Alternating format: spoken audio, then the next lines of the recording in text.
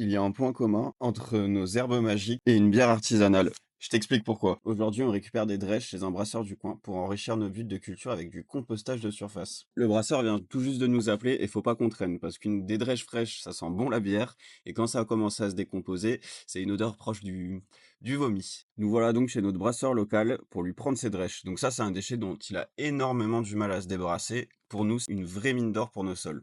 Après pas mal d'huile de coude, des bières artisanales et les épices magiques produits sur la ferme, on se retrouve dans les champs pour étaler tout ça. Mais déjà, qu'est-ce que c'est les drèches exactement? En fait, c'est des résidus de céréales utilisés pour le brassage de la bière, principalement de l'orge maltais. Pendant le brassage, l'amidon qu'il y a dans les grains est extrait pour fabriquer des sucres fermentescibles, mais il en reste encore une grande richesse nutritionnelle après le brassage.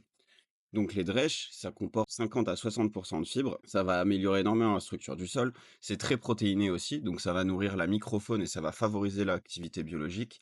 Il y a beaucoup d'azote à l'intérieur, donc ça c'est bien pour le début de culture et pour booster l'activité des micro-organismes. Il y a aussi un peu de phosphore et de potassium, essentiel pour le développement des plantes. On va utiliser ces drèches en compostage de surface, l'idée elle est simple, on les dépose directement sur les bulles sans les enfouir. Donc pourquoi cette technique? Ça booste énormément la vie microbienne et ça attire les vers de terre. Ça va agir comme un paillage naturel qui va empêcher les mauvaises herbes de pousser en attendant qu'on sème notre engrais vert. Dans 1 ou 2 semaines, on va venir y rajouter du fumier de cheval et un tout petit peu de BRF, ça fait un mélange du tonnerre pour enrichir la vie dans le sol et avoir une plantation qui va arriver en 2025 qui va être ultra qualitative, vous allez voir. Donc la prochaine fois que vous buvez une bière artisanale et que vous fumez nos épices magiques, le malt d'orge qui a servi à brasser la bière a aussi servi à faire pousser les épices magiques dans votre bédo. Et c'est pour ça